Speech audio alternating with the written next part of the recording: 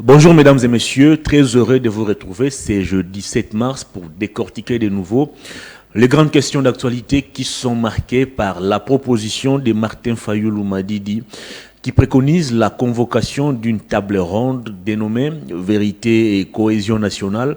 Pour Martin Fayulu, il est temps pour les fils et filles de la République démocratique du Congo de se mettre ensemble les questions, d'unir leurs forces afin de bouter dehors l'ennemi qui est le Rwanda, qui continue de nous endeuiller. Nous comptons à ce jour plus de 10 millions de morts depuis que cette guerre a éclaté. Nous en parlerons donc dans cette émission. L'actualité, c'est aussi l'élection des gouverneurs. Des candidatures sont déjà annoncées. Certains candidats vont devoir formellement déposer leur candidature. C'est le cas du candidat gouverneur Alain Boussi qui va déposer sa candidature, c'est jeudi. Entre-temps, la mise en place du bureau définitif de l'Assemblée nationale suscite aussi énormément de la polémique. Mbosso Kodia qui tente de s'accrocher, il est accusé même de débaucher des députés au niveau du regroupement politique dirigé par Bahati Lukwebo. Que se passe-t-il réellement à l'Assemblée nationale? Nous en parlons sur ces plateaux avec Prince Kinana du CRD. Bienvenue Prince. Merci cher Hervé et Thomas, bonjour à vous et bonjour à l'équipe technique qui nous assiste en ce net moment. Je vais saluer le chef de l'État, lui réitérer nos soutiens indéfectibles et nous sommes en train de lui remercier au regard de l'article 69 de la Constitution, lui qui est le Deus Soli, le garant même du bon fonctionnement de l'institution et puis le chef de l'État. Il se bat pour pouvoir représenter notre pays là où la question du Congo est toujours évoquée. Pour l'amour de ces pays ne prend pas de repos, vous l'avez vu. Il était en Angola, il a pris, c'était Nairobi, et puis il est allé assister à Windhoek à l'enterrement de l'ancien président namibien, et puis il est parti en Turquie. En Belgique, il a été reçu par Alexandre Ducroux. Il devait s'assurer de la mise en œuvre de la commission chargée de traitement de minerais. Parce que vous savez que le Rwanda a signé un partenariat avec l'Union européenne sans honte ni vergogne. Un partenariat qui est centré sur les minerais. Lui qui ne possède même pas ces minerais stratégiques que l'Union européenne est en train de chercher. Donc il était important pour nous Congolais qu'effectivement qu'il aille étonner sur ces dirigeants de l'Union européenne qui jouent à l'hypocrisie. Il a étonné. Sur l'Union européenne. Oui, il est allé dire que nous ne sommes pas d'accord avec eux. Parce que comment comprendre que vous dénoncez la journée, c'est les actes de vandalisme, les actes de barbarie que les Congolais subissent, et la nuit vous passez par les dos de la cuillère, aller signer un partenariat par rapport aux minéraux stratégiques que les Rwandais ne possèdent pas. Il fallait que Tshisekedi, parce que nous sommes un État souverain, le souverainisme de la République du Congo est reconnu internationalement. Donc il fallait que lui aille pour tonner contre cela. Parce que ce sont des partenaires, ils ne doivent pas nous donner des injonctions, nous ne dépendons pas d'eux. Nous avons nos institutions qui décident de la vie de notre pays in fine. Donc, c'était important qu'il aille tonner, qu'il aille dire que nous ne sommes pas d'accord avec ces partenariats. Et je vais aussi réitérer notre soutien à Ketsombo Sokodampanga, l'autorité politique de la CRD, Convention pour la démocratie, le président du bureau provisoire de l'Assemblée nationale. Je vous informe qu'il est le recordman à l'Assemblée nationale. Il est l'unique Congolais qui, jusqu'à ce jour, a bâti ses records et a été réélu 8e fois député national. Pour quel résultat? Les résultats étaient énormes, avec un bilan élogé. C'est un cours sous son nom. Combien de lois proposées par Mbosso? Il y en a plusieurs. Je peux vous citer la loi Mbosso qui a été proposée récemment lors de l'ancienne législature. La loi portant sur la réforme de la magistrature. Cette loi a permis à ce que le chef de l'État puisse nommer les nouveaux magistrats qu'on a qualifiés de magistrats de l'État des droits. 8 fois député, mais moins productif. Et que c'est ça qui a passé, il faudrait aller puiser dans les archives au niveau de l'Assemblée nationale pour voir ce que Kitsomboso a apporté. Très bien. Depuis Mobutu jusqu'à ces jours, passant par la commission de Bienmalaki, Mbosso n'a jamais été cité dans des cas même de vol ni de détournement. On va y revenir. 11 fois ministre, 8 fois réélu député national, il a tant donné à la République, c'était un modèle de la bonne gestion. Donc, si vous voulez connaître Mbosso, je vais vous dire en tant que journaliste d'investigation, d'aller chercher en toute objectivité, comme l'a recommandé Francibal, si la presse n'existait pas, aller travailler dans l'objectivité, dans la neutralité, et non prendre une action de participation pour pouvoir voir ce que Mbosso a donné à cette République. Beaucoup de choses. Et d'ailleurs, il faut lui reconnaître aussi la stabilité institutionnelle. Lors de la législature passée, vous avez connu le quoi qu'il y a eu entre l'FCC et les caches, où le président de l'Assemblée nationale et celui du Sénat n'étaient pas en commun accord avec la vision du chef de l'État. Il a fallu que Mbosso vienne pour qu'il y ait du travail. Il a fallu que Mbosso soit débauché. Parce que quelques mois avant qu'il ne soit promu président du bureau d'âge et plus tard président du bureau définitif, on l'a vu, manifester aussi pour soutenir l'ancienne présidente Janine Mabunda. Je vais d'abord, je vais m'inscrire en faux. Il faut le rappeler aussi. Je vais vous dire quelque chose. Pendant cette période de Covid, Mbosso n'a jamais porté un masque noir. Donc les laboratoires d'IFCC avaient manqué même l'occasion de bien monter les images existent. Je vais poser une question. Mbosso qui savait que si Mabunda partait, c'était lui le doyen d'âge. Vous allez me dire qu'en tenant ces bouts de papier, il était en train de combattre sa propre bénédiction. C'est utopique. Cela provenait des officines. Nous savons tous que l'FCC est expérimenté en armée numérique. Mais pour l'amour de ces pays, vous savez, nous sommes républicains démocrates. Il a toujours été prêt à servir non les individus, mais l'État.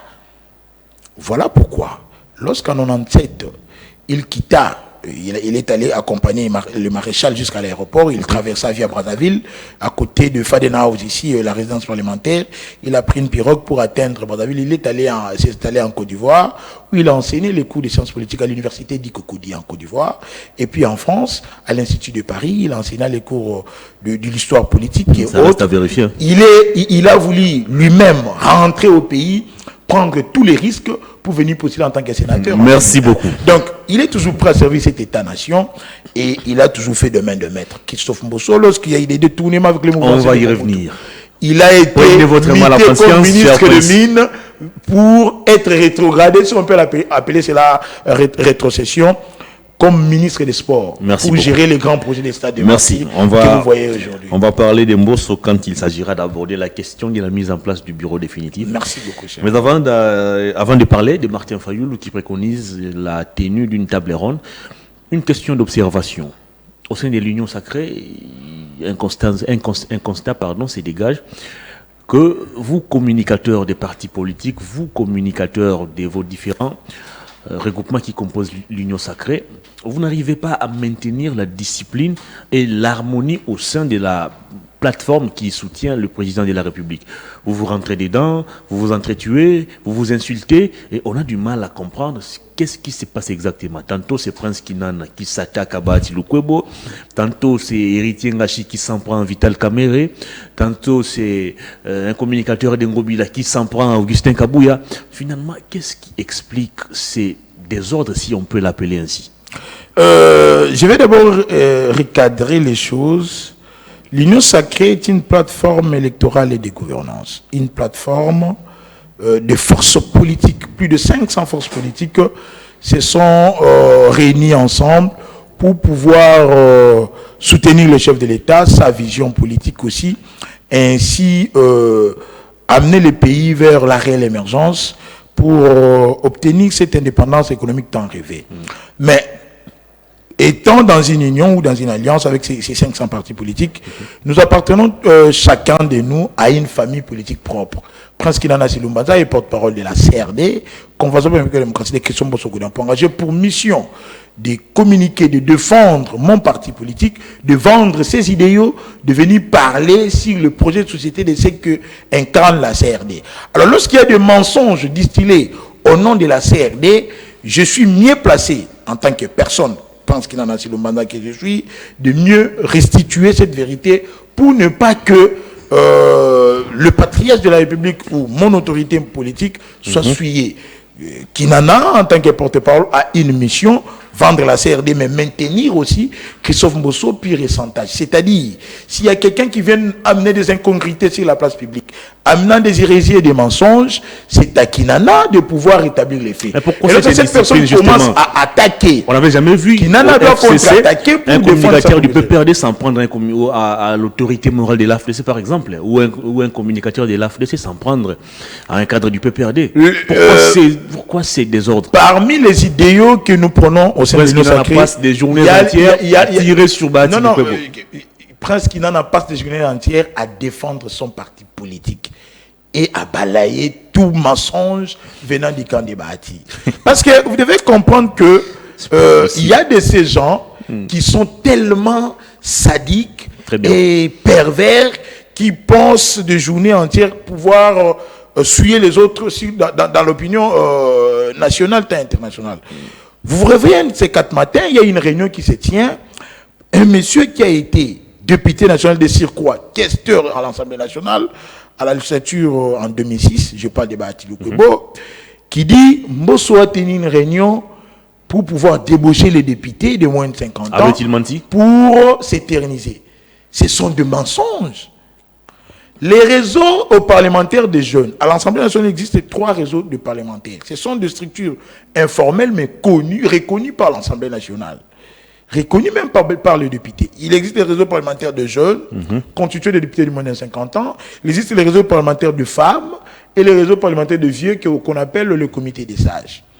Le réseau parlementaire de jeunes a été dirigé lors de la législature passée par l'honorable Ogi Kalonji. Vu qu'il a été réélu, il est quoi de plus normal qu'il puisse accueillir les siens, tous les députés de moins de 50 ans. Il a prévu qu'il se retrouve au niveau de Sakelaïs. Mbosso n'a pas 50 ans, il a 81 ans, c'est-à-dire qu'il était déjà exclu de cette réunion. Il ne pouvait même pas s'y retrouver, il n'était même pas invité. Alors ces députés qui se réunissent, son fils était là. Il semblerait que c'est Mbosso qui est l'initiateur de cette réunion. C'est faux, les réseaux parlementaires des jeunes n'existaient pas avec Mbosso. C'est ce que j'ai dit, ça existe depuis d'ailleurs Vital Kamerhe Lwakaningini qui est cité parmi le meilleur président de l'Assemblée nationale. Pour la récente réunion, c'est Mbosso qui l'aurait convoqué. C'est Ogi Kalonji, le député national, président du réseau parlementaire de jeunes. Très bien. Mbosso va convoquer une réunion des réseaux parlementaires de jeunes en tant que qui? Parce que lors de cette réunion, Mbosso était député national simple. Il attendait à ce que le secrétaire général puisse lui remettre le symbole du pouvoir pour diriger le bureau provisoire, étant le doyen d'âge. Jusqu'à preuve du contraire, il n'était que député national simple. Voilà pourquoi il n'avait même pas pris encore place à l'estrade. Il était ensemble avec les autres députés. Très bien. Alors, Ogi Kalonji va solliciter, par le voie du protocole, via le secrétaire général, qu'on puisse dire à tous les députés jeunes, moins de 50 ans, qu'après l'ouverture solennelle de la session extraordinaire, qui se retrouve au niveau du cercle laïs. Le député de l'INC était là, le député du MLC était là, le député de l'UDPS, même son fils était là. Mais comme monsieur a toujours voulu créer des problèmes, à chaque fois qu'il a sorti du gouvernement, Bahati a toujours créé des problèmes au niveau du pays. Pourquoi va-t-il depuis créer un 94 jusqu'à problème? aujourd'hui. Lui qui a, il aime se victimiser. Un poids politique consistant, il n'a pas besoin d'aller créer des problèmes pour arracher un poste. Comme vous parlez de la notion du poids politique, Alexis de Tocqueville va définir le poids politique de 2 sortes. Il y a le poids politique qualitatif qui s'apparente à l'homme, la personnalité qui revêt un politique. Et il y a aussi le poids politique quantitatif qui est jaugé dans les assemblées délibérantes, c'est-à-dire le nombre d'élus que vous pouvez avoir à l'Assemblée nationale, dans les assemblées provinciales et autres. Mais le meilleur des poids, c'est le poids politique qualitatif, parce que c'est les valeurs qu'incarne l'homme. Il existe des postes clés, des fonctions étatiques que vous ne pouvez pas avoir même si vous avez 500 députés. Cela s'attache aux compétences, aux aptitudes, aux valeurs républicaines et morales que vous revêtez. Il y a des postes qui demandent la loyauté, qui demandent l'intégrité, qui demandent l'intelligence, les tactes et stratégies politiques, comme la présidence de l'Assemblée nationale et la primature. Quelqu'un qui est habitué à être infidèle, déloyal, il aime dribbler ses partenaires, il change comme un caméléon le matin et le soir. Mais Bahati a toujours été infidèle depuis très longtemps. Comment ça? Et il ne rêvait même pas. Vous allez le comparer à Mbosso qui a traversé tous les régimes. Mais peut-être vous ne savez pas. Bahati a été ministre en 1994, ministre du budget. Après la conférence nationale souveraine, Mobutu l'a nommé comme ministre du budget et en 95 comme ministre de la fonction publique. Mais lorsque Mouzé était venu en 97, il a été arrêté pour voler des tournements. La vidéo existe. Allez dans Google, tapez les Mobutistes face à Laurent Désiré Kabila. Vous allez voir Bahati en train de pleurer. C'est un voleur, monsieur. Vous voulez qu'on place un voleur à la tête de la présidence de l'Assemblée nationale? Ça ne peut pas se passer. Mais ce n'est pas moi, c'est Mouzé qui l'a dit. Non, vous voulez que je vous montre la vidéo? Non, attendez un peu. Non, écoutez.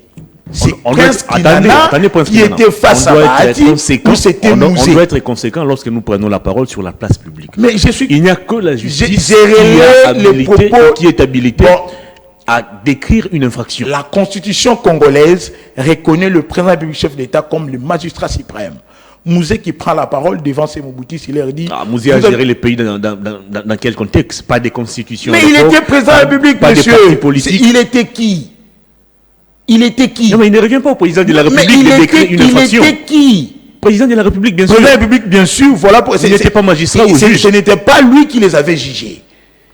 Comme ils étaient arrêtés pour vol et détournement, enregistrement illicite, Mouzé va leur dire, on ne vous a pas arrêté pour des raisons politiques ou pour vos opinions, pour des divergences que nous pouvons avoir. On vous a arrêté pour vol. C'est Mouzé. Moi, j'ai la vidéo, ce n'est pas Kinana. Alors, quand Mouzé a dit que vous êtes de voleurs, vous voulez que Kinana dise quoi? Que c'était de ça? Et aussi, l'Assemblée nationale révèle le pouvoir de la République. Et pourquoi Mbosso s'accroche? Protocolairement parlant, on va parler du cas de Mbosso. À 82 ans, vous m'avez posé une très belle question de pouvoir savoir pourquoi Kinana était en train de défendre son camp en tirant sur Bahati. Si vous voulez qu'on vous donne la présidence de l'Assemblée nationale, on doit quand même évaluer vos actifs et vos passifs. Il venait d'être président du Sénat ici. Il y a des pleurs et des grincements des dents là-bas. Non, on a vu le personnel du Sénat. Ah bon? Mais il a déposé sa démission. Il y a eu des membres de l'AFDC qui révèlent que son salaire est triplé. Vous voulez que je vous donne certaines révélations? Allez-y. Léon Kengo Adondo a géré le Sénat pendant 12 ans. Il n'a engagé que 64 personnes. Bahati Lukwebo en 2 ans a engagé 300 membres de l'AFDC. Vous faites des allégations très graves. Mais ce ne sont pas des allégations graves, j'ai des preuves. Moi, vous savez, lorsqu'on communique, il faut aller checker. Il faut chercher la bonne information. C'est votre travail en toute objectivité, je vous dis. Évitez de faire une action de participation comme l'a dit Francibal. Parce que vous devez communiquer en toute objectivité. Moi, je suis objectif. Je vous dis qu'au Sénat, il y a des arriérés. Au Sénat, il y a des pleurs et des graissements des dents. Au Sénat, il n'a fait qu'engager des membres de la FDC. Si vous me montrez la vidéo, c'est paradoxal par rapport à ce qu'on a vu quand Bahati a déposé sa démission. Si vous voulez... On a vu un personnel du Sénat applaudir et saluer des membres de la FDC qui venaient d'être récemment engagés. J'ai des notes où la délégation intersyndicale est en train de s'acharner contre même les syndicats qui étaient pro-Bahati. Et les syndicalistes, et là, M. François Poutoubonia a été même menacé d'être chassé. Écoutez, si Bahati avait bien géré, j'ai une vidéo où le président ad interim du Sénat, le professeur Sangoma, a été reçu en triomphe, où les initiatives du Sénat sont en train de clamer « Oh Seigneur, merci, le diable est parti ». Je voulais que je vous montre la vidéo. Donc, c'est-à-dire... Messie a mal géré au Sénat, il a tout détruit, il va encore venir détruire l'Assemblée nationale. Tout comme aussi vous avez très mal géré l'Assemblée nationale. Mais ce n'est pas... On vous accuse aussi d'avoir maltraité le personnel de l'Assemblée nationale. Ce n'est pas à Prince Kinana de pouvoir dire si Mbosso a bien géré ou pas. Vous avez transformé l'Assemblée nationale en une salle de théâtre où Christophe Mbosoko est constitué de 2 personnels. L'Assemblée nationale est constituée de 2 personnels. Il y a les personnels administratifs qui sont des fonctionnaires, agents cadres publics de l'État affectés à l'Assemblée nationale, et les personnels politiques qu'on appelle les députés. Allez-y avec votre micro, demandez ou posez des questions à ces 2 types de personnes. Ils vous diront que Christophe Mbosso fait partie des 3 meilleurs présidents de l'Assemblée nationale qu'a connu notre pays. Ah bon? Il y a Victor Kamere, Loka Nengini, il y a Alfred Nzondomi Mobutu et Christophe Mbosso aujourd'hui. Mbosso a payé les dettes du bureau Kamere, Mbosso a payé les dettes du bureau Mabunda, Mbosso a payé les dettes du bureau Bochab, Mbosso a payé les dettes du bureau Obeminaku. Est-ce que vous pouvez comprendre cela? Sous Mbosso, notre République a eu des lois hautement politiques qui sont passées sans créer selon certains observateurs. Non, c'est parce que nous sommes habitués pas de contrôle parlementaire, écoutez, pas des propositions de loi convaincante. Ah bon? C'est parce que... Ce qui s'est comporté un peu écoutez, comme quelqu'un qui venait faire du théâtre à l'Assemblée nationale, des plénières qui manquaient de contenu. Vous permettez que je place un mot? Allez-y. Écoutez, nous sommes habitués au buzz. Les Congolais veulent que tout s'efface en tambour battant. Il y a eu des lois hautement politiques qui sont passées sous Mbosso sans qu'il y ait crépitement de balles. Je vous parle de la loi électorale. Je vous parle de l'entérinement du bureau de la CENI. Vous me dites qu'il n'y a pas eu contrôle parlementaire, mais il y a un ministre qui était tombé sous Mbosso. Il y a des DG qui sont passés là-bas. Ça, c'était quoi? C'était pas le contrôle parlementaire, c'était un défilé de mode. C'était pas un défilé de mode. Qui a été destitué puis réhabilité. Mais non, vous me parlez d'abord. L'Assemblée nationale a fait d'abord son travail. Non, attendez. Non, c'est pas on livrait du blé. Vous m'avez parlé du contrôle parlementaire. Exactement. Je vous cite des cas où les DG des entreprises ou de ministres sont passés là-bas. Le ministre Kibasa a été passé, oui ou non, pour le premier rang. Il y a eu plusieurs ministres. Le ministre des Finances, Nicolas Razali, a été convoqué à combien de fois? Mais les résultats, il faut les demander aux députés. Vous n'avez pas en face de vous un député. Vous avez en face de vous un politique, un communicateur politique. J'ai en face de moi un défenseur de Christophe Mbosso. Voilà, donc je vous donne des éléments clairs et probants qui démontre que cette Assemblée nationale a bien travaillé. Pour comprendre la valeur d'un coach, il faut changer... où l'opposition a été muselée. L'opposition n'a pas été muselée. Écoutez, lorsque... Pas des prises de parole pour les opposants, les initiatives des la mentalité pratiquement jetée. Lorsque la mentalité de la population n'est pas sanctionnée, cela nous amène à l'incivisme. Mbosso, c'est un discipliné. Il est un dévoué des textes de loi du pays. Un discipliné peut-il prendre c'est un respectueux. Un discipliné peut-il prendre des armes contre son pays? Ah bon, c'est pas il est accusé d'avoir fait la rébellion. Merci pour cette passage qui va me permettre de rappeler l'histoire pour le bonheur de tous les étudiants qui nous suivent. Je vais parler sous réserve des politologues de ces pays, parce qu'il existe un cours dédié pour l'histoire politique de notre pays. Exactement. Je parle sous réserve du professeur Ndaïwel, je parle sous réserve de la famille Kisombe, toute la famille Kisombe, Yves Kisombe qui est vivant. Kisombe Sokodempong n'a jamais pris les armes contre son pays. Il n'existe aucune photo ni aucune vidéo où vous l'allez voir en tennis appartenant à un groupe armé. Je vais rappeler l'histoire. Il a évolué au RCD. Merci, je vais rappeler l'histoire. Avec Robert Permettez que je rappelle l'histoire.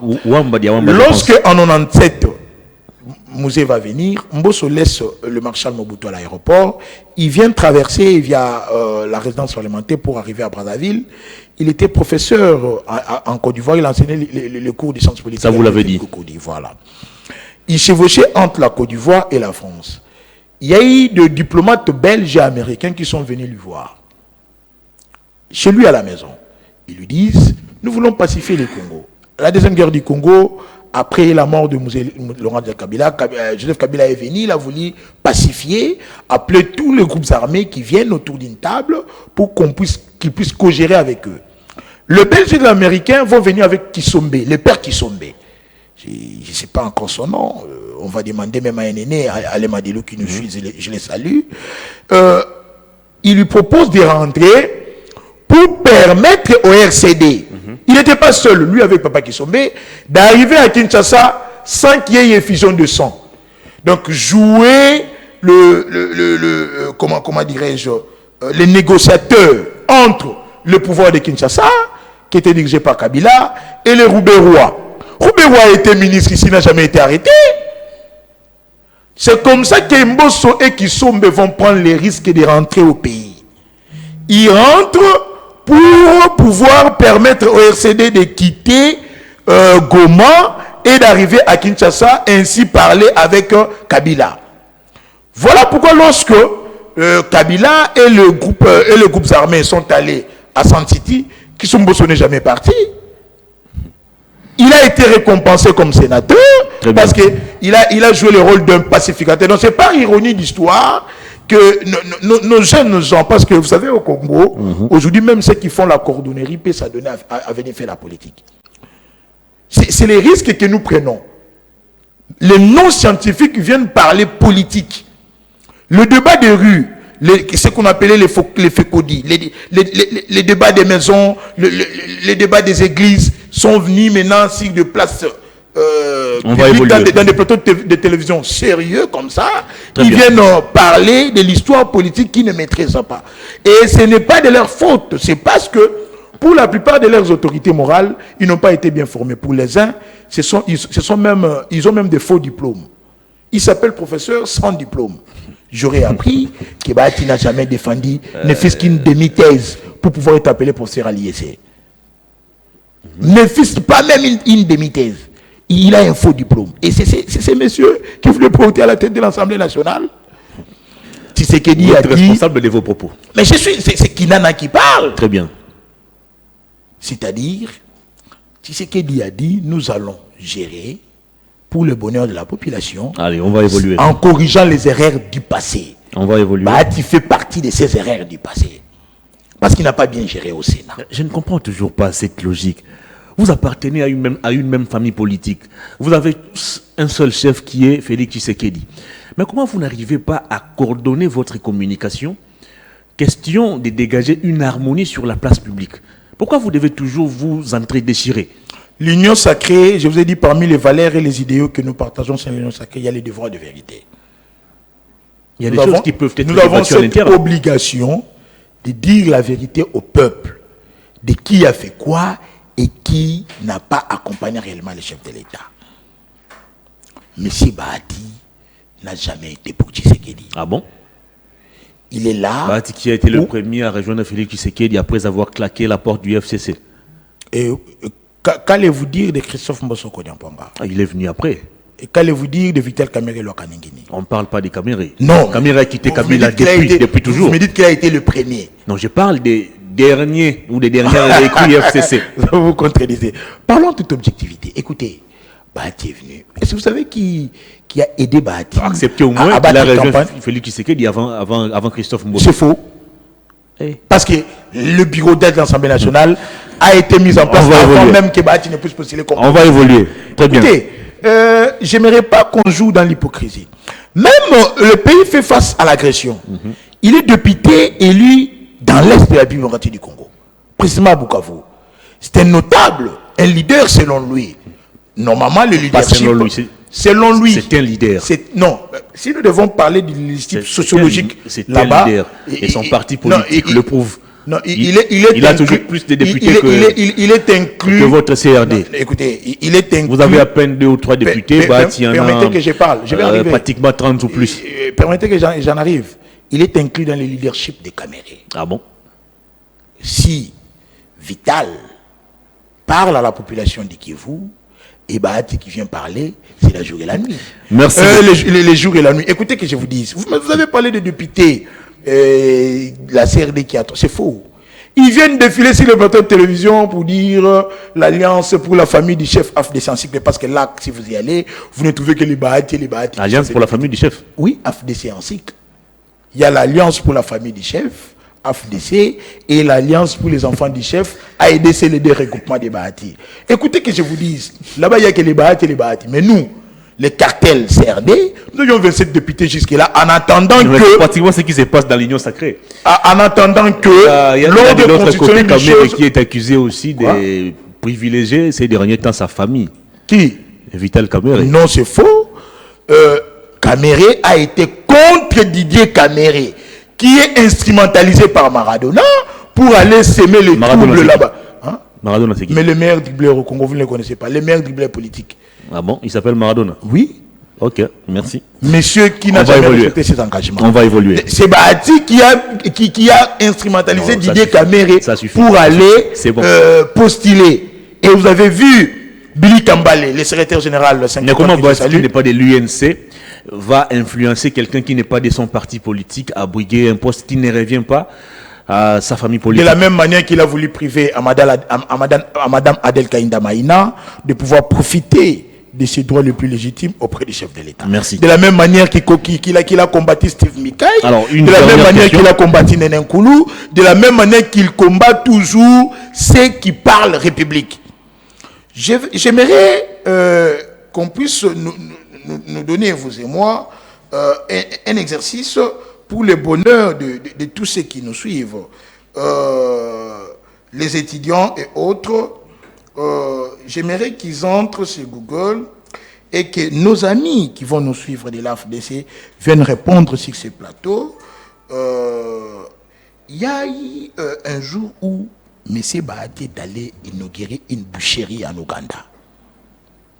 Avec le frais de l'État, l'argent du contribuable congolais. Si vous donnez même la date, attendez, je cherche, entrez sur Google, Bahati inaugure une boucherie en Ouganda. Il n'a pas créé des emplois ici au Congo, mais il part en créer en Ouganda. Pour que ça profite aux Ougandais ou que ça profite aux Congolais. Il a une fondation au Sud Kivu qui embauche des Congolais, c'est déjà suffisant. Une fondation qui embauche les Congolais. C'est ce que vous êtes en train de me dire. C'est ce que j'ai appris. Pendant qu'il crée des entreprises en Ouganda. Il a une fondation, son fils en a aussi. C'est la famille. on va évoluer. À 82 ans, pourquoi Christophe Mbosso doit-il encore s'accrocher à l'Assemblée nationale? Il a pratiquement déjà tout gagné de la politique. Pourquoi veut-il encore rester président de l'Assemblée nationale pour la législature qui vient de commencer? Merci beaucoup. L'Assemblée nationale est la deuxième fonction étatique la plus élevée au pays après la fonction président de la République. Protocolairement parlant, le président de l'Assemblée nationale vient en deuxième position après le président de la République. Cette fonction exige de l'expérience, cette fonction exige de la sagesse, cette fonction exige de l'intelligence, cette fonction exige des stratagèmes politiques. Ce n'est pas une fonction taillée exige, sur la mesure des besoins. Cette fonction exige des compétences et aptitudes intellectuelles, politico-scientifiques élevées. Mbosso répond à ces critères. Mbosso veut accompagner le chef de l'État dans la reconstruction de l'État-nation. Mbosso veut accompagner le chef de l'État dans les réformes profondes qu'il engage pour le pays. De tous ces leaders, nonobstant de Vital Kamerhe Lwakaningini, qui a aussi un profil taillé par rapport à cette fonction parce qu'il a déjà géré, mais Christophe Mbosso est le seul qui n'a pas des ambitions démesurées. C'est-à-dire, sa loyauté n'est pas à mettre en doute. Sa fidélité envers Fachi, son accompagnement envers Félix Tshisekedi, n'est pas à remettre en cause. Il fait partie de ces alliés de Félix qui se sont dit, en premier, qui ont demandé à la population de pouvoir voter Félix Tshisekedi pour l'offrir un second mandat. Le vidéo existe. C'est-à-dire, il fait partie de ceux-là qui ne vont pas faire ombrage au chef de l'État. Mais pour d'autres, si vous leur remettez une fonction hautement élevée comme ça, ils utiliseront cette fonction pour pouvoir faire ombrage au chef de l'État afin que le chef ne travaille pas bien pour qu'il se positionne pour 2028. Au lieu d'accompagner Félix Tshisekedi vers la réussite, et vont lui embrayer pour qu'ils échouent et leur permettre ainsi d'être lavés, d'être purifiés au sein de la population. Voilà pourquoi il est important. Il est impérieux. Il s'avère être obligatoire que nous puissions préserver les acquis que nous avions eu à l'Assemblée nationale grâce à Christophe Mbosso. Est-ce que la préservation... Nous ne pouvons pas prendre les risques de naviguer vers l'inconnu. Comment ça?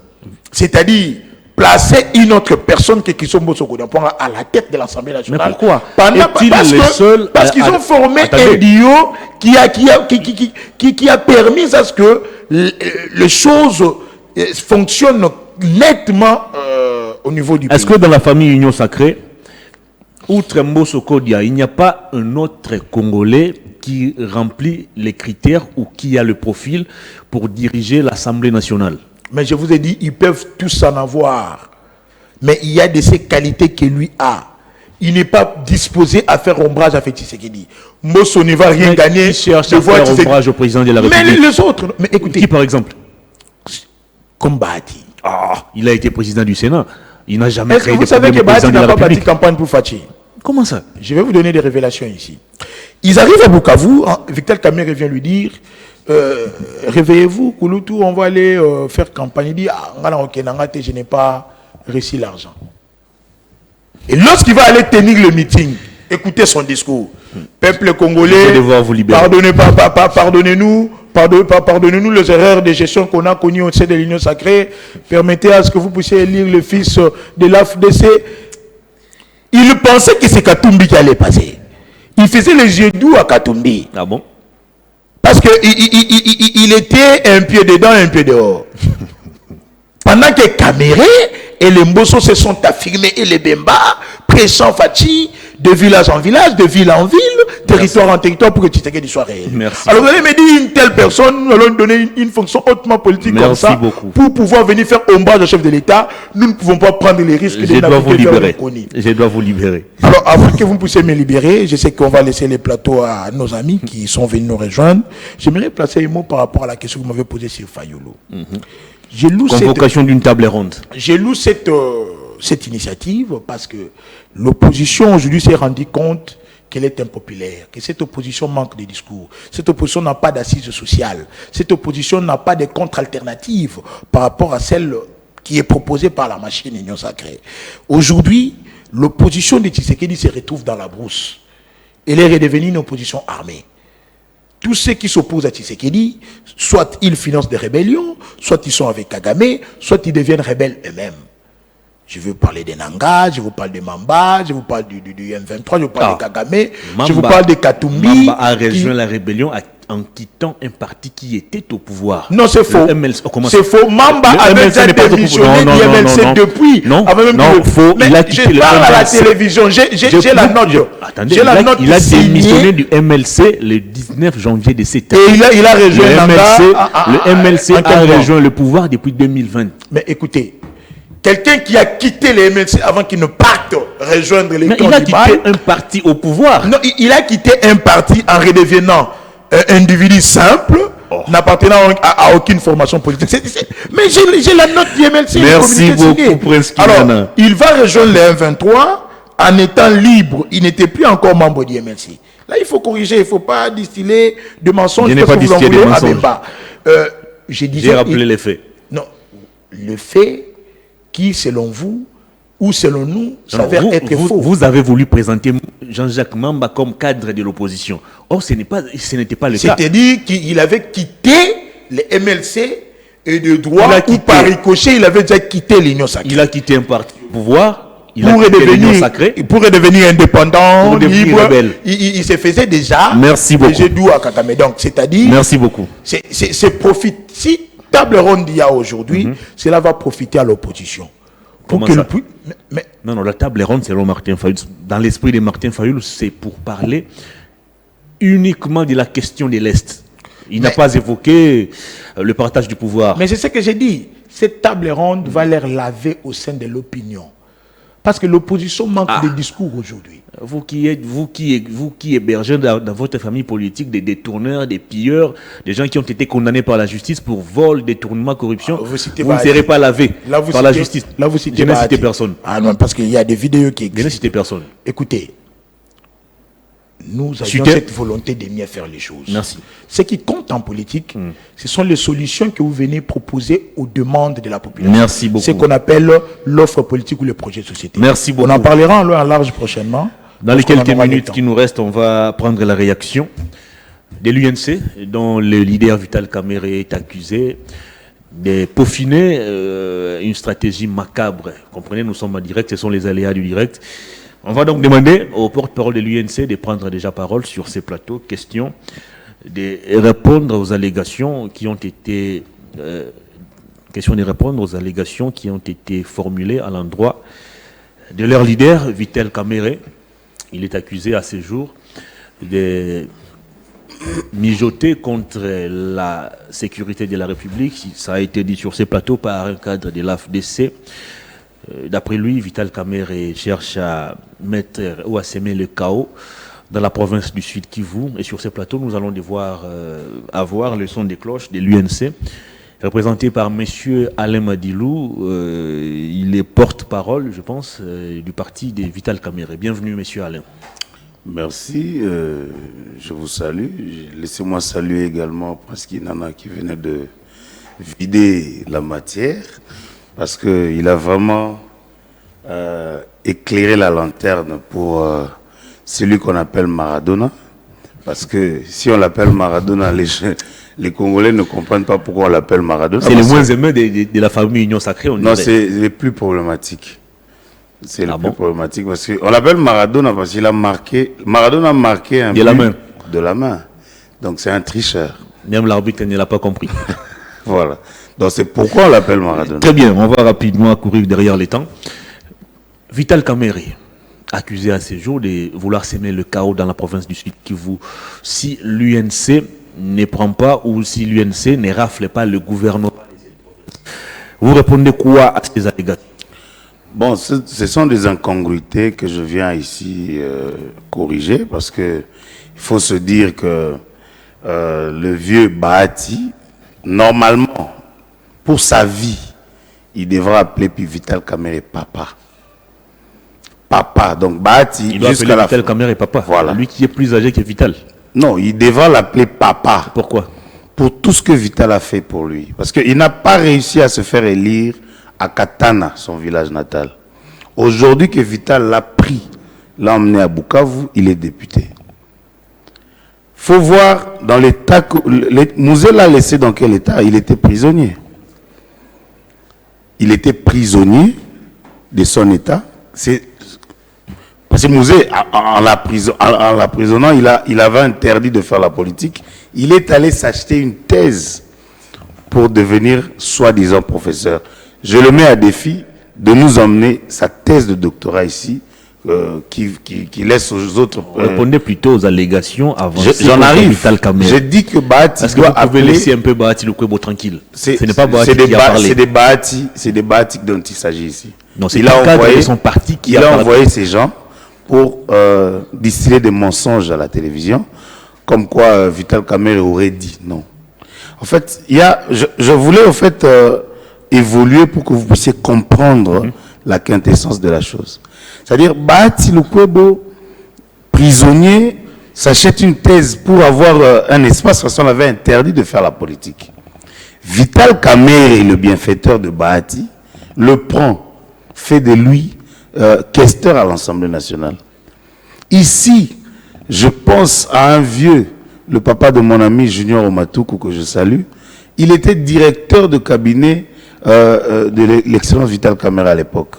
Le vieux Bahati, voulant dribbler, faire des malversations financières, il a promis à ces vieux-là que j'aurai ta tête si tu continues à vous interposer à ce que je fais. Il est allé voir le président pour lui dire la tête de ce monsieur-là, je l'aurai. Et pour préserver la vie humaine, l'honorable Vital Kamerhe, président de l'Assemblée de l'époque, il a demandé bonnement au vieux, en tout cas, je ne voudrais pas avoir de problème avec mon frère. Si vous voulez démissionner, j'aurai besoin de vous, même plus tard. Évoluer, et il combat toujours le même Vital Kamerhe.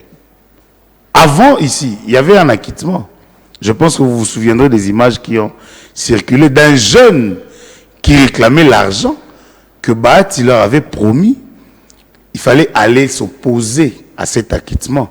Ici, je pense à la mémoire du juge qui avait acquitté Kamerhe parce que les gens ne le savent pas. Le juge est décédé après avoir dénoncé des corruptions venant de certains politiciens véreux. Vous comprenez? Ces jeunes-là réclamaient que Bahati nous a réunis au sein de l'ISC Gombe pour nous demander d'aller nous opposer à cet acquittement. Et ici, arrivé ici, on ne nous donne pas notre argent et voilà. La vidéo a circulé. C'est toujours le même Bahati là. En 2018, l'UNC avait beaucoup de députés à l'Assemblée provinciale du Sud Kivu. Mais le bienfaiteur de Bahati, Vital Kamerhe, a dit bon, comme Bahati veut gérer la province, on le laisse gérer. Il a géré la province, vous avez vu des désordres qu'a causé Théo Ngwabije. Aujourd'hui, Bahati vient, il veut s'imposer pour encore diriger la province du Sud Kivu. Il veut s'imposer ou il a plus de députés que vous? Non. C'est-à-dire, Bahati n'a pas plus de députés. Et aujourd'hui, je suis même étonné que la CENI puisse dire que l'UNC est la deuxième force politique et lui prétend être la deuxième force politique. Donc, puisqu'il est habitué au mensonge, et là, il continue à disser des mensonges. Alors, vrai ou faux, vous voulez semer le chaos au Sud Kivu? Non, si l'UNC ne dirige pas le gouvernorat de cette province. Le chaos, c'est quoi? Le chaos, ça veut dire pour semer le chaos pour un politicien. Kamere aurait promis de faire tomber le Sud Kivu. Ça, c'est faux. Que les rebelles ne prennent la ville de Goma. Déjà, pour comprendre ça, il faut partir des discours de deux personnes. Bati fait quel discours à Bukavu? Vital Kamerhe fait quel discours à Bukavu? Bati demande pardon pour les bavures du régime. Pendant qu'on était en campagne, il faisait la contre-campagne de Félix Tshisekedi. Parce qu'il faisait les yeux doux à Moïse Katumbi. Parce que pour lui, il se disait que Katumbi allait passer président. Et lui, comme il a l'habitude qu'on prépare pour lui, qu'il vienne manger. Et voilà. Et aujourd'hui, il s'est rendu compte qu'il était dans le faux. Et pour ressurgir, il vient créer de la zizanie et envoyer ces gens, et pas ses enfants. Parce que ses enfants sont casés, mais il expose les jeunes Congolais à venir déceler des mensonges à la télévision. Donc, il y a un garçon qui vient, il prétend... Parce qu'en fait, aujourd'hui, nous avons pris l'option de vraiment corriger certaines erreurs. C'est Vital Kamerhe est pacificateur. Cette position-là fait en sorte que tout celui qui se réveille un matin, il a l'occasion d'avoir un micro sur un plateau de télévision, vient parler de n'importe quoi sur Vital Kamerhe. Alors, si l'UNC et Vital Kamerhe ne se reprochent de rien, au regard de tout ce qui a été avancé par Héritier Ngachi de l'AFDC, pourquoi à ce jour menacez-vous ces jeunes cadres de l'AFDC? J'ai appris à travers ses proches qu'ils seraient enlevés sur base de quelque chose qui a été monté par votre secrétaire général Billy Kambale. Franchement. En fait, le problème c'est que on connaît le joueur et leur jeu. Ils viennent, ils distillent les mensonges, et puis ils se victimisent. C'est tout à fait le modus operandi de leur dribbleur Maradona. Parce qu'il s'est rendu compte de la gravité de ses propos. Il s'est dit, je ferai objet de poursuites. Là, il cherche à se victimiser. Nous, à l'UNC, nous n'avons pas de pratiques d'enlèvement, des menaces, non, pas du tout.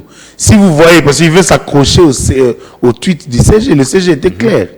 Il devra aller prouver ses allégations devant son juge naturel. C'est-à-dire, ça, il veut penser que ce sont des menaces, non. C'est-à-dire, il devra répondre, parce qu'il a prétendu avoir des vraies informations que Kamerhe aurait dû devant lui. Il devra nous le prouver. Vous voyez? C'est-à-dire, nous sommes maintenant dans cette optique-là. Parce que dans ces jeux-là, deux juges sont morts. Le juge qui a commencé le procès 100 jours et le juge qui a acquitté Kamerhe. Pourquoi? Parce qu'il avait dénoncé que les gens sont venus le corrompre pour maintenir une condamnation de 18 mois contre Kamerhe. Le fait d'avoir refusé d'adhérer à cette offre, le juge paie à son âme, il est décédé. Vous comprenez? Donc c'est autour de cette pacification de Vital Kamerhe, la bienfaisance de Vital Kamerhe que les gens profitent pour faire n'importe quoi. Et jusqu'à aller porter atteinte aux vies humaines qui est sacrée. Vous comprenez? Donc ici nous avons pris l'option de... Parce qu'il faut le dire, c'était passé sur un plateau, 2 plateaux de télévision. Ce fameux Héritier Ngachi dont vous faites allusion, je lui ai demandé de faire un débat contradictoire. Il a fui. Il a refusé. J'ai dit, puisque c'est passé sur des chaînes de télévision. Il craignait peut-être pour sa sécurité. Aujourd'hui, on parle de son enlèvement. Non, mais on dit quoi? C'est dans les chocs d'idées que jaillit la lumière.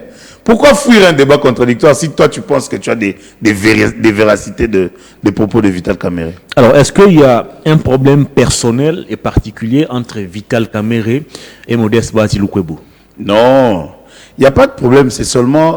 S'il n'y a pas de problème, pourquoi vous, communicateurs et cadres ces deux partis respectifs, j'ai toujours respecté Papa Bahati, comme lui devra appeler Vital Kamerhe Papa. Il devra respecter celui qui la sens à tout moment. Vital Kamerhe n'a jamais fait du mal à Bahati Lukwebo. Mais c'est toujours lui. Vous comprenez? C'est-à-dire, moi je pense que c'est un problème de... Des fois, nous disons, lorsque vous devenez millionnaire, il faut un peu diminuer votre haine. Mais apparemment, pour lui, c'est le contraire. Au fur et à mesure qu'il augmente en millions, en affaires, il augmente également sa haine. Parce que Vital Kamerhe, il faut le dire, moi j'étais à Bukavu, Goma, partout à l'Est avec Vital Kamerhe. Il faut dire que Vital Kamerhe, c'est un vrai leader qui ne monnaie pas son leadership. À Katana, le village natal de Bahati, où en 2018, il a eu 12 voix à l'élection. Non, il a été victime d'un coup monté au FCC. Un coup monté pendant qu'il avait beaucoup de députés à l'Assemblée nationale. Comment on peut te monter à toi un coup et te donner autant de députés comme ça? Hein? Il a eu 12 voix en 2018, Bahati Lukwebo, à Katana. Et c'est pourquoi il s'est dit, bon, je ne suis pas leader, il vient s'approcher. Pourtant, dans les mêmes villages, il a réussi à se faire élire en 2006 et 2011, je pense. Il n'a jamais été élu. 2023 aussi. Il n'a jamais été élu. Il doit dire merci à Vital Kamerhe. C'est pourquoi je dis, Bahati Lukwebo doit appeler Vital Kamerhe papa. À Bukavu, quand Vital Kamerhe parle voir à son hôtel, il a répondu clairement à Vital Kamerhe que moi, je n'ai pas reçu l'argent pour battre campagne. Il fallait voir là où il faisait son meeting. C'est vers l'hôtel, j'ai encore oublié le nom, c'est dans la rue comme ça, il n'y avait même pas du monde, où il déclarait que nous, pardonnez-nous des bavures de ces régimes, voilà. Alors, que les Congolais qui ont été choqués par les allégations faites par Héritier Ngachi puissent retenir quoi de la personne de Vital Kamerhe qui est aujourd'hui présenté comme un prochain rebelle? Non, mais je vous ai suivi, j'ai suivi la vidéo. Vous-même, en tant que journaliste, l'interlocuteur direct de ce monsieur, vous étiez stupéfait, vous étiez contre, parce que connaissant le pacificateur, il faut le dire que nous sommes dans Perfect TV, là où il y a un des fils de Vital Kamerhe. Oh. Je salue Peter Thierry. Ah oui, ça il faut le dire. Hein. Lui, il est de l'école de Vital Kamerhe. Il connaît comment fonctionne le pacificateur. Vital Kamerhe, c'est quelqu'un de la grandeur. Il a été insulté. C'est-à-dire, il a subi tous les mal. Mais il n'a jamais réagi. Pour preuve, il est venu de la prison. Il en est sorti vainqueur. Il m'a même répondu une fois. Madilou, la politique était l'humanité. La prison, c'était pour moi l'université. J'ai appris. Il faut pardonner et avancer. J'étais là en quinoa, je le regardais, j'ai dit, oh, mais vieux. Mais c'est ça lui. Vous comprenez? Il n'a pas de relation particulière avec l'argent comme les autres. C'est-à-dire, c'est quelqu'un de... Je ne sais pas, il faut vivre avec lui pour le comprendre. Pour tous ceux qui étaient choqués, soyez rassurés que nous voudrions avoir des éclaircissements sur ces déclarations, parce que c'est quand même grave. Nous sommes en période de guerre. Avancer ce genre de propos, c'est grave. Donc, ce monsieur-là ne cherche pas à se victimiser. La justice... Vous l'avez enlevé déjà. C'est ce que tous les journalistes nous disent. Nous ne sommes pas dans ces pratiques. Ces proches accusent votre secrétaire général Billy Kambale d'avoir l'IST va l'enlever. Son enlèvement. Va l'enlever pour l'amener où? Il n'y a même pas encore une plainte contre lui. C'est-à-dire, s'il cherche à se victimiser... Non, mais s'il cherche à se victimiser, là, on va suivre le tweet du secrétaire général pour dire, bon, ce monsieur-là, il a compris qu'il a tenu des propos graves, qu'il devra aller répondre devant un juge. Mais comment vous allez traduire en justice quelqu'un qui est déjà introuvable? Non, mais il se victimise. Quelqu'un qui serait séquestré par le secrétaire général. Ah, voilà. Ça, c'est encore une infraction de plus. Ce sont des fausses allégations. Comment vous attribuez à quelqu'un quelque chose qu'il n'a pas fait, pendant que son tweet faisait allusion au juge, c'est-à-dire à l'état de droit? Donc il veut se victimiser parce que il a compris après, parce que vous voyez, l'argent des fois, hein, ça trouble l'esprit. On te donne l'argent, on vous envoie pour aller faire quelque chose, mais après vous vous rendez compte que ce que j'ai fait, c'est quand même grave. Et pour pallier à tout ça, vous vous dites, bon, je vais quand même créer du buzz pour faire la diversion. Merci. Mais nous disons non, ça va pas, nous n'allons pas en rester là. Merci beaucoup. Il faut aller jusqu'au bout. On va terminer cette émission par cette dernière question. Est-ce qu'à ce jour, Vital Kamerhe se sent encore pleinement dans l'Union sacrée, lui qui est victime de plusieurs coups depuis un moment? Il a créé ensemble le PCA avec d'autres de ses collègues de l'Union sacrée. Il en a vu de toutes les couleurs, des attaques, des insultes, des menaces. Et aujourd'hui qu'il est accusé de vouloir mettre du chaos à la province du Sud Kivu, vous pensez que Kamerhe est encore serein et droit dans ses bottes pour rester dans l'Union sacrée? Non, mais je veux vous surprendre. Tout ce qui se dit là lui glisse sur la peau. Oh. Je veux vous étonner. Tout ce qui se dit, j'ai dit tout, lui glisse sur la peau. C'est un homme debout et il reste objectif.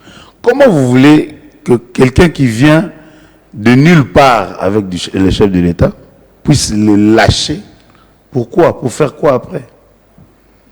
Il n'y a que des profiteurs. C'est-à-dire qu'il faut penser à la Bible pour parler de l'histoire de l'enfant qu'on voulait découper en deux. Histoire de Salomon. Salomon. C'est-à-dire Vital Kamerhe ne se précipite pas parce qu'il sait que moi je suis fils maison. Il se précipite pour prendre de la primature. Et qui vous a dit ça? Ça se raconte. Ah, ça se dans raconte. Les couloirs de l'Union sacrée. Ça se raconte. Et il a dit, quand quelqu'un lui-même dit je suis... de créer le PCA. Quand quelqu'un dit lui-même je suis ni demandeur, ni preneur. Un discours politique. Simplement. Voilà. Donc, quand quelqu'un dit quelque chose, vous pensez que c'est un discours politique. Merci beaucoup, monsieur Alain Madilou, de votre passage. Merci, c'est moi qui vous remercie et je salue les cadres et militants de l'UNC. Je voudrais ici appeler tout le monde au calme. Le président est rentré hier, il est serein, il est calme parce que vous savez, lorsque vous appartenez à un pouvoir que...